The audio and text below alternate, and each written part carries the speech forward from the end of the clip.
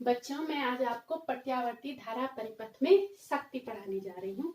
तो बोर्ड में इससे काफी क्वेश्चन पूछा जाता है और सबसे इम्पोर्टेंट क्वेश्चन जो पूछा जाता है वो है प्रत्यावर्ती धारा परिपथ के लिए औसत शक्ति व्यय का व्यंजक प्राप्त कीजिए। तो सबसे पहले हम औसत शक्ति व्यय निकालेंगे तथा वाटहीन धारा को समझाइए। तो ये मोस्ट इम्पोर्टेंट क्वेश्चन है, तो मैं इसे बताने जा रही हूँ आपको। प्रत्यावर्ती धारा परिपथ में शक्ति। तो वैद्युत परिपथ में ऊर्जा व्यय की दर को शक्ति या सामर्थ्य कहते हैं। वैद्युत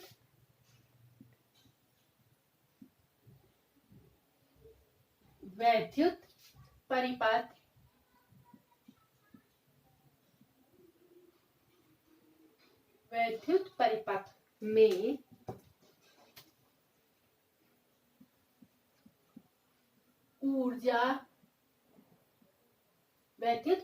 में ऊर्जा व्यय की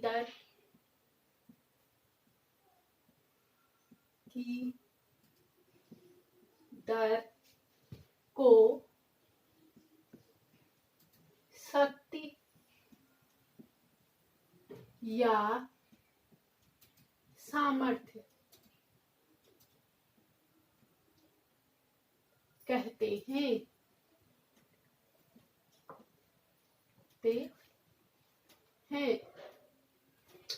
प्रत्यावर्ती धारा परिपथ में शक्ति। वैद्युत परिपथ में ऊर्जा व्यय की दर, जो ऊर्जा का ह्रास हो रहा है उसकी दर को शक्ति या सामर्थ्य कहते हैं। परिपथ की सामर्थ्य आरोपित विभवांतर भी तथा उसमें उत्पन्न धारा I के गुणनफल के बराबर होती है। तो जो शक्ति होती है परिपथ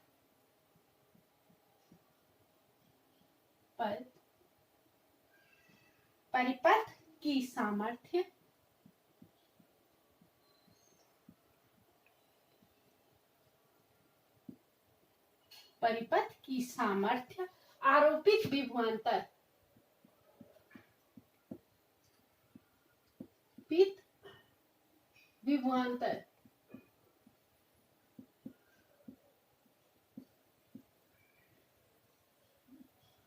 भी तथा उसमें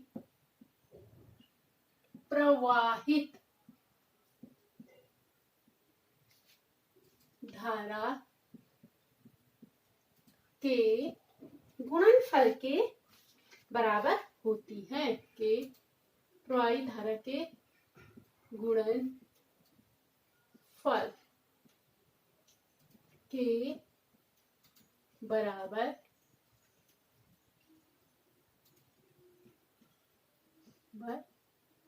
होती है।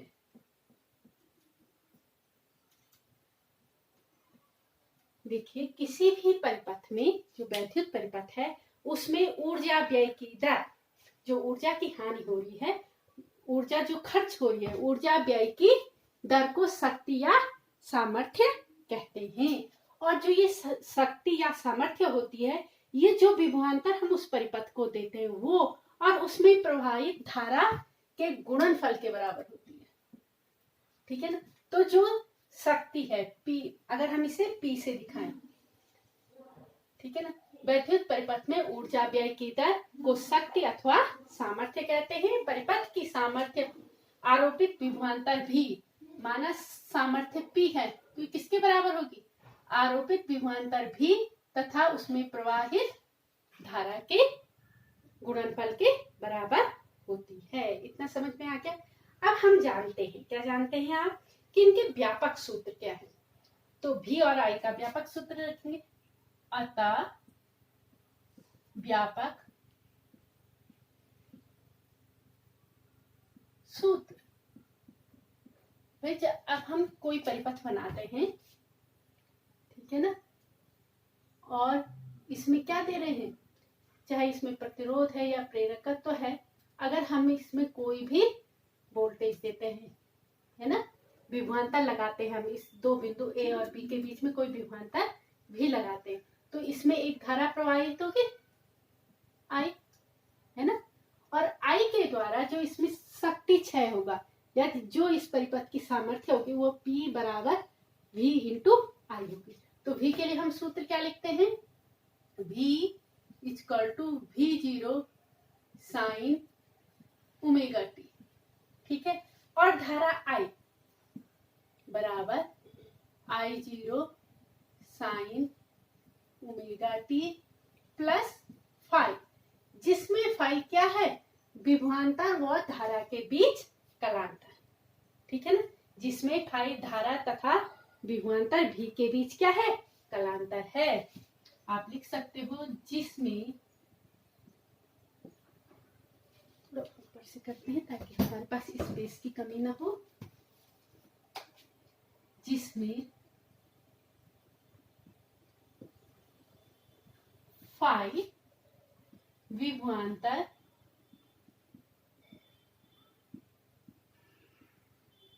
आरोपित विभवांतर भी तथा उत्पन्न धारा I के बीच कलांतर है।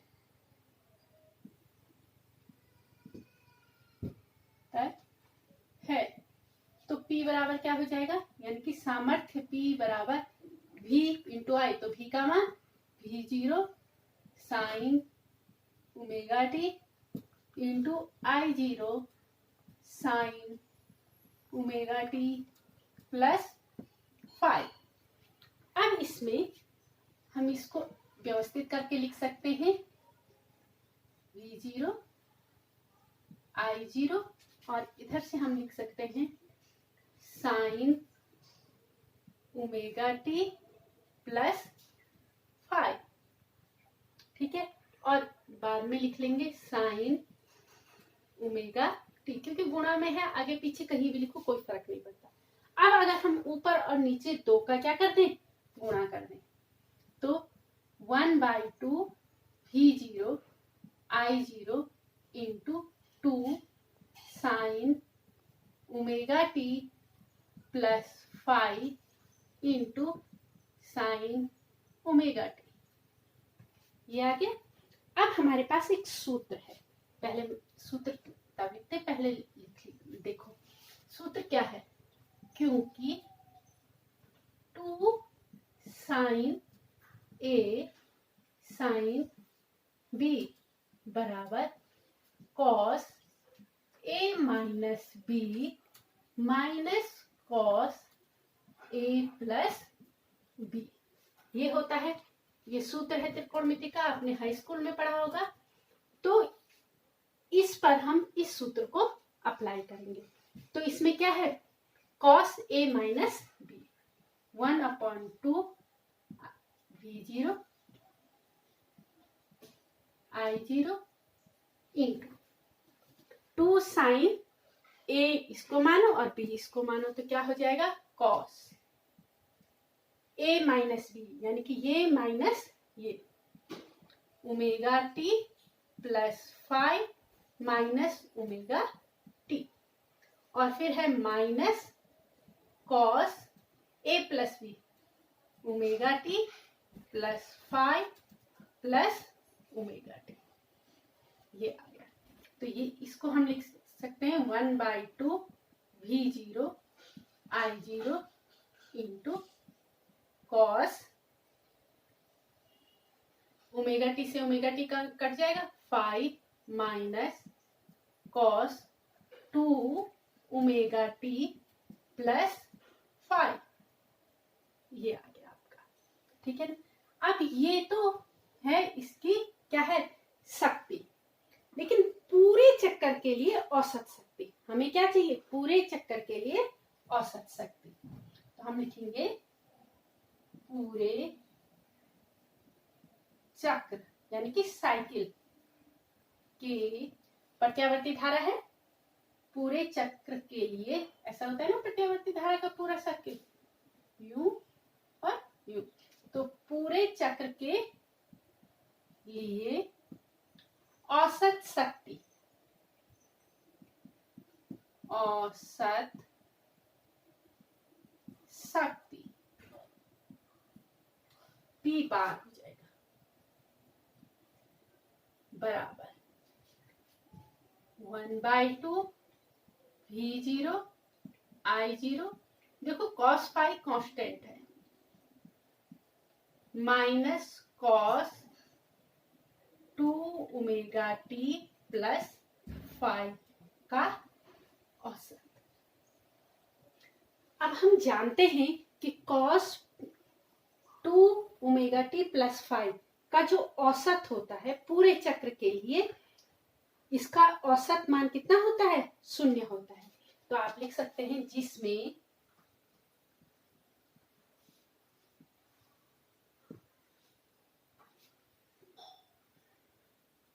cos 2 omega t plus phi पूरे चक्कर के लिए औसत का पूरे चक्र के लिए औसत मान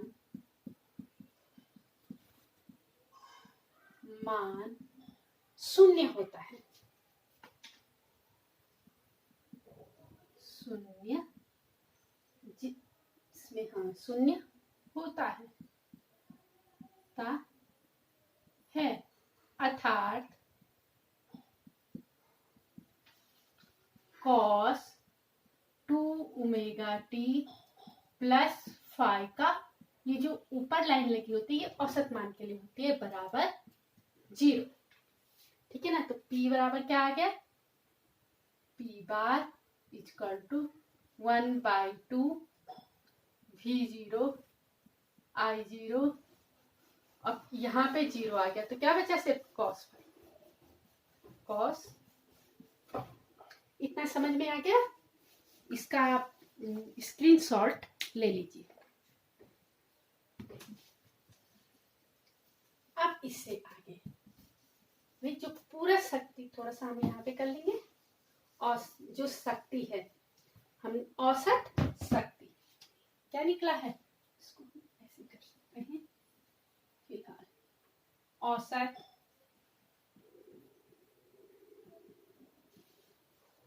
शक्ति P बार बराबर, अब जो ये 2 है इसको √2 इसके नीचे और √2 इसके नीचे लिखेंगे तो V0 upon √2 into I0 upon √2 into cos phi. अब हम जानते हैं, क्या जानते हैं यहाँ? ये VRMS का मान है, ये IRMS का मान है, और ये है cos फाई। आप लिख सकते हैं क्योंकि VRMS बराबर V0 अपॉन √2 और IRMS धारा का वर्ग माध्यमूल मान बराबर शिखर मान बाई √2। तो ये आपका सूत्र हो गया औसत किसी भी प्रत्यावर्ती धारा के लिए औसत शक्ति क्षय का सूत्र। ये हो गया। इसको हम समीकरण नंबर 1 बना देते हैं। समीकरण नंबर 1, इसमें फाई क्या है? इसमें फाई है शक्ति गुणांक। आप लिख सकते हैं जहां cos फाई बराबर शक्ति परिपथ का, प्रत्यावर्ती धारा परिपथ का शक्ति गुणांक। ठीक है, इतना आ गया। अब एक चीज समझ लीजिए, यदि परिपथ में, इधर से मिटा दें इसको, मिटाना पड़ेगा, हाँ मिटा देते हैं। यदि परिपथ में क्या हो? प्रेरकत्व हो और धारा हो। यदि परिपथ में,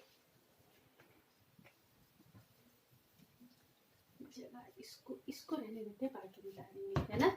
यदि परिपथ में प्रेरकत्व L, यदि यहां से भी कर सकते हैं इसको, यदि परिपथ में प्रेरकत्व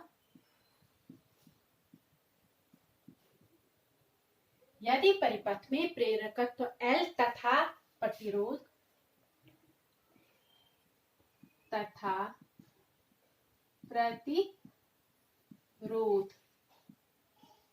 R हो, तो क्या होता है? तब प्रत्यावर्ती वोल्टेज V तथा I के बीच कलांतर R हो तो AC वोल्टेज या फिर आप लिखेंगे तो प्रत्यावर्ती वोल्टेज व धारा उत्पन्न धारा I में कलांतर क्या हो? फाई हो तो यदि परिपथ में प्रेरकत्व L तथा प्रतिरोध R है तो R हो तो प्रत्यावर्ती वोल्टेज व धारा I में कलांतर फाई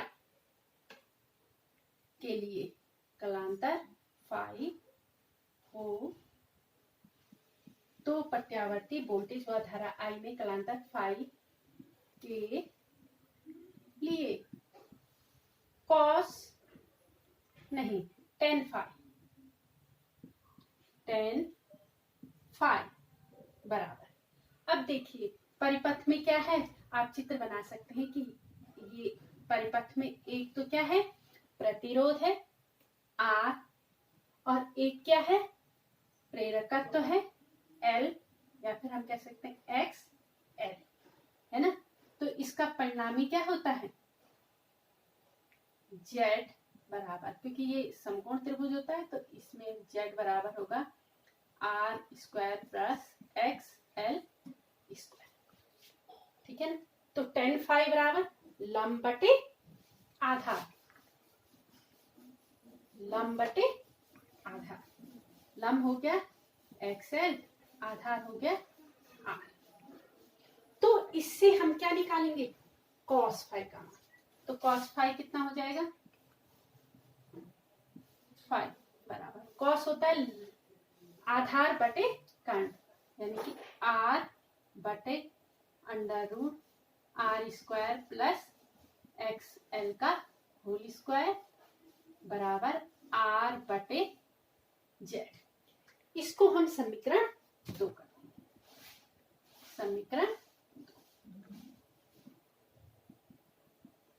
समीकरण 2। अब देखिए भाई, अगर हमने शुरू में बताया है कि क्या हो रहा है, वैद्युत परिपथ में ऊर्जा व्यय की दर को क्या कहते हैं? शक्ति कहते हैं। और परिपथ की सामर्थ्य आरोपित विभवांतर और उसमें प्रवाहित धारा I के गुणनफल के बराबर होती है। अब अगर हम किसी परिपथ में विभवांतर लगाते हैं और उसमें धारा उत्पन्न होती है तो धारा और विभवांतर के बीच कोई ना कोई कलांतर होगा। तो वही हम यहाँ पे निकाल रहे हैं कि यदि परिपथ में प्रेरकत्व L है और प्रतिरोध R है, यदि इस परिपथ में प्रेरकत्व, इसमें प्रतिरोध R है और प्रेरकत्व L है, तो इसमें क्या होगा? कलांतर फाई के लिए जो सूत्र होगा tan phi equal to XL upon R। तो कॉस फाई का मान क्या हो जाएगा? ये निकल जाएगा।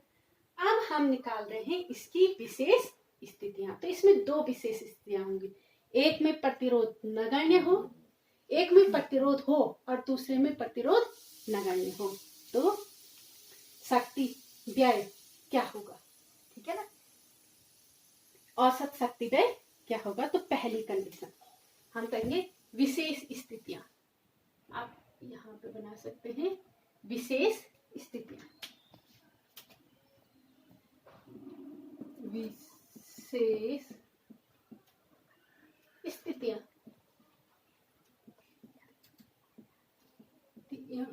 और इसमें दो ही स्थितियां होंगी, या तो प्रतिरोध है या तो प्रतिरोध नहीं है। तो नंबर 1, यदि परिपथ में केवल प्रतिरोध R हो तो, यदि परिपथ पथ में केवल प्रतिरोध R हो तो क्या होगा भाई? समीकरण 2 से,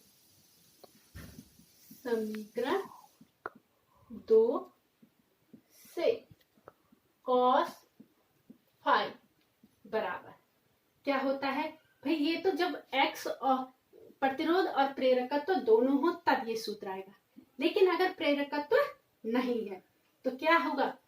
R बटे Z, और Z में क्या कह रहा है? ये केवल प्रतिरोध है, यानी कि जो प्रतिबाधा है वो केवल प्रतिरोध के कारण है, तो R बटे R। भाई आप एक मिनट ऐसे लिख सकते हैं, under root R square plus XL का स्क्वायर। अब ये तो हो गया 0, ठीक है ना? ये नहीं है, केवल प्रतिरोध है, तो क्या हो जाएगा?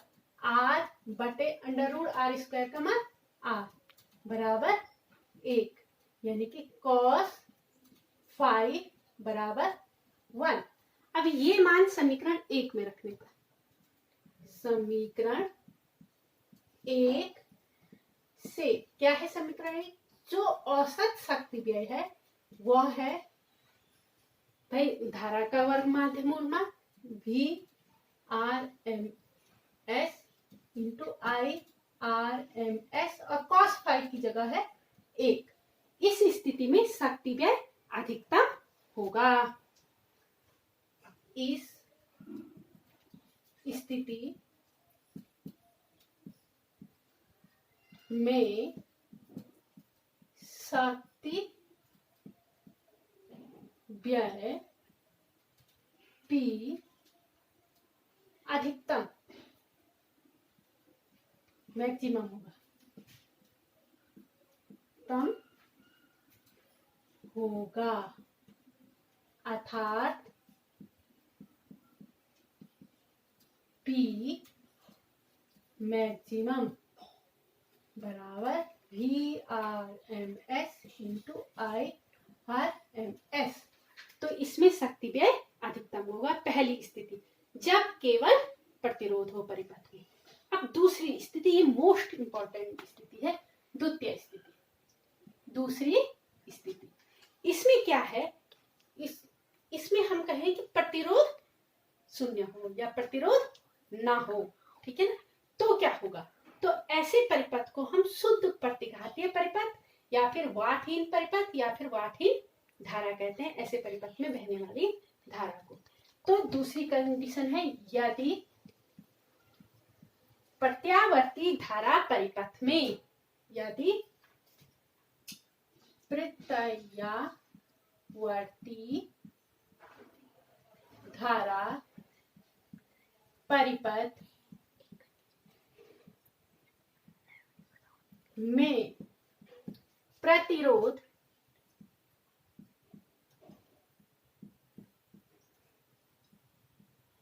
R क्या हो? 0 हो। यदि प्रत्यावर्ती धारा परिपथ में प्रतिरोध ना हो, प्रतिरोध ना हो, अर्थात R बराबर 0, तो समीकरण 2 से, ठीक है ना? R बराबर 0, तो समीकरण 2 से क्या होगा? cos फाई शक्ति गुणांक बराबर होता है R upon under root R square plus XL का होल स्क्वायर। अब ये कह रहा है कि प्रतिरोध ना हो, ये क्या हो जाए? 0 हो जाए, तो ये भी 0 हो जाएगा, ये मान देगा।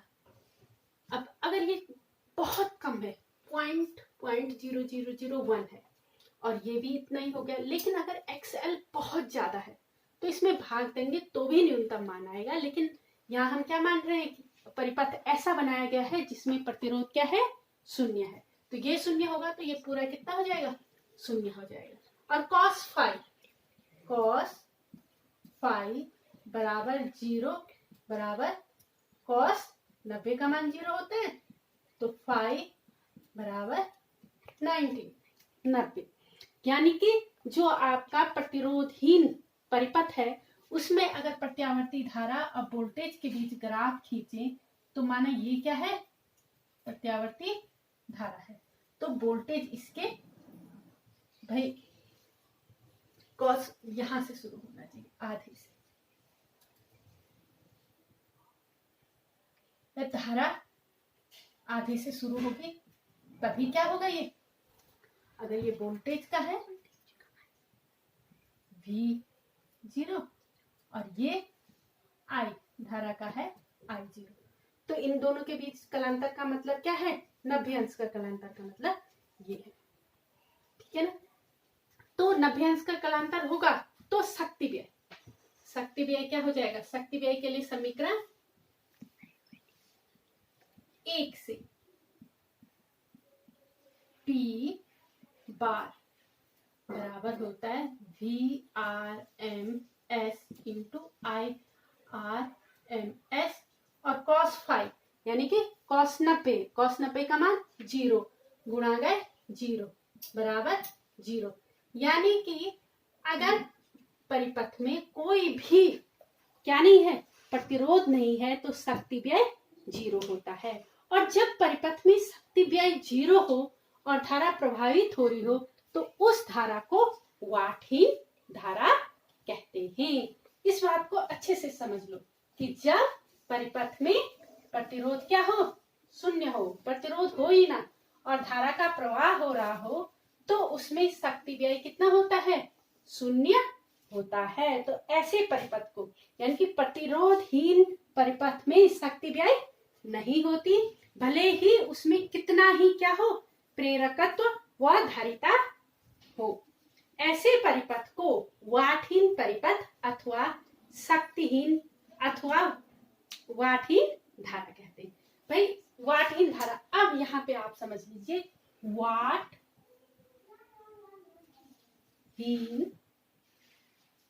धारा या ऑब्लिक वाटहीन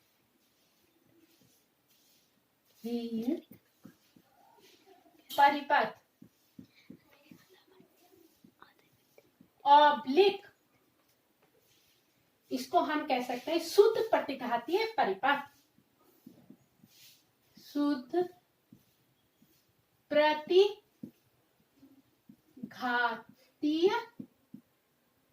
परिपथ। तो ऐसा परिपथ जिसमें प्रतिरोध क्या हो, शून्य हो, तो उसमें शक्ति व्यय 0 होता है। ऐसे परिपथ में बहने वाली धारा को वाटहीन धारा, ऐसे परिपथ को वाटहीन परिपथ कहते हैं और इसे आप शुद्ध प्रतिघातीय परिपथ भी कह सकते हैं। तो आप लिखेंगे प्रतिरोधहीन परिपथ में शक्ति व्यय नहीं होता। प्रतिरोधहीन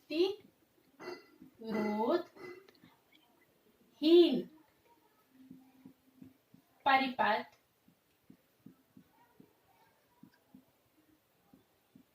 में शक्ति व्यय नहीं होता। ठीक है ना, शक्ति व्यय नहीं होता अर्थात R बराबर 0 में तो परिपथ में कोई शक्ति व्यय नहीं होती। R बराबर 0 हो तो P बराबर क्या हो जाता है, 0 हो जाता है ना। औसत शक्ति व्यय क्या हो जाती है, 0 हो जाती है। तो प्रतिरोधहीन परिपथ में शक्ति व्यय नहीं होता, भले ही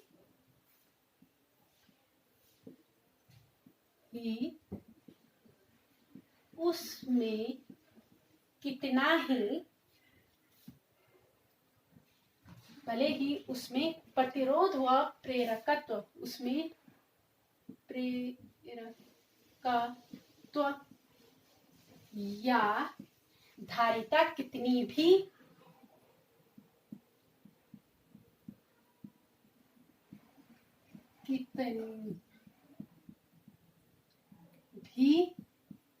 क्यों न हो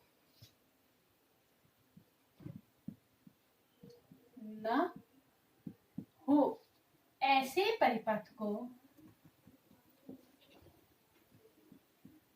वाटहीन परिपथ तथा इसमें बहने वाली धारा को वाटहीन धारा कहते हैं। ठीक है ना। अब देखिए क्या है, प्रतिरोधहीन परिपथ में शक्ति व्यय नहीं होता, भले ही उसमें प्रेरकत्व या धारिता कितनी भी क्यों न हो। ऐसे परिपथ को वाटहीन परिपथ तथा इसमें बहने वाली धारा को वाटहीन धारा कहते हैं। ठीक है ना। अब देखो जो परिपथ है इससे क्या पता चल रहा है कि परिपथ में अगर प्रतिरोध नगण्य है तो चाहे हम कितना ही अधिक प्रेरकत्व लगा लें, कितने ही अधिक धारिता लगा लें, उसमें क्या होगा, हम उसमें धारा को नियंत्रित कर सकते हैं। किससे? प्रेरकत्व से और धारिता से ऊर्जा व्यय क्या होगा, न्यूनतम होगा। तो हम ऐसे किस्में, जैसे चौक कुंडली है, तो जो हमारे जो वो होते हैं बल्ब होते हैं, हम कहेंगे जैसे आपका फैन है, पंखा है, तो इसमें हम क्या लगाते हैं, धारिता लगाते हैं। इसमें धारा को नियंत्रित करने के लिए हम संधारित्र लगाते हैं। क्यों? इससे क्या होता है, धारा नियंत्रित भी हो जाती है और शक्ति क्षय भी न्यूनतम होता है या फिर नगण्य होता है। ऐसे जो प्रदीप्त नलिकाएं होती हैं उनमें हम धारा को नियंत्रित करने के लिए प्रदीप्त नलिकाओं में, देखो नंबर 1 मैंने आपको बताया, प्रदीप्त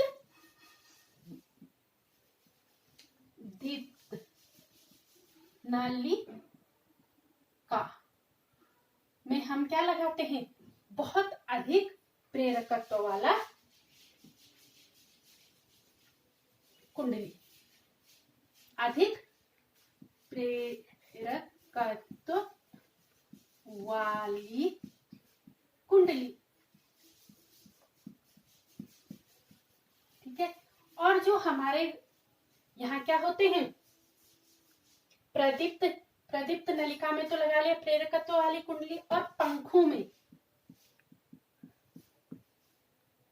हम क्या लगाते हैं, अधिक धारिता, या फिर हम कहेंगे संधारित्रों का प्रयोग किया जाता है। धारा नियंत्रण के लिए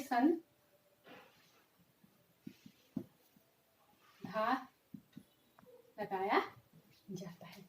क्यों? देखो हमने शक्ति व्यय निकाला था cos फाई बराबर R बटे √R² प्लस XLC जो भी है प्रतिबाधा है। ठीक है ना। L के कारण है तो L, प्रतिरोध संधारित्र के कारण है तो C। अब देखो कोई भी परिपथ ऐसा नहीं हो सकता जिसमें प्रतिरोध बिल्कुल नगण्य हो। भाई तार के कारण या फिर प्रेरकत्व के कारण या फिर संधारित्र के बीच की प्लेटों के कारण कुछ ना कुछ प्रतिरोध होगा, यानी कि प्रतिरोध बहुत कम है, माना पॉइंट समथिंग है, बहुत कम है। अब बहुत कम है तो ये टेंस टू 0 की तरफ है, ये भी कम है, ये भी कम है, और XL बहुत अधिक है। तो माना 0.00004 में हम अगर ये प्रेरकत्व तो हमने बहुत ज्यादा कर लिया, 1000 कर लिया, तो ये और कम हो जाएगा, बहुत कम, यानी कि R टेंस टू 0। तो ऐसे परिपथ में भी जो आपकी क्या कहते हैं शक्ति, औसत शक्ति क्षय होती है वह नगण्य के बराबर होती है। तो ऐसे परिपथ, जिस परिपथ में क्या हो, प्रतिरोध नगण्य हो या फिर प्रतिरोध शून्य हो और प्रेरकत्व और धारिता चाहे कितनी भी क्यों ना हो, उसमें परिपथ में क्या नहीं होता है, शक्ति व्यय नहीं होता है। और ऐसे परिपथ में बहने वाली, ऐसे परिपथ को वाटहीन परिपथ और उसमें बहने वाली धारा को वाटहीन धारा कहते हैं। Thank you.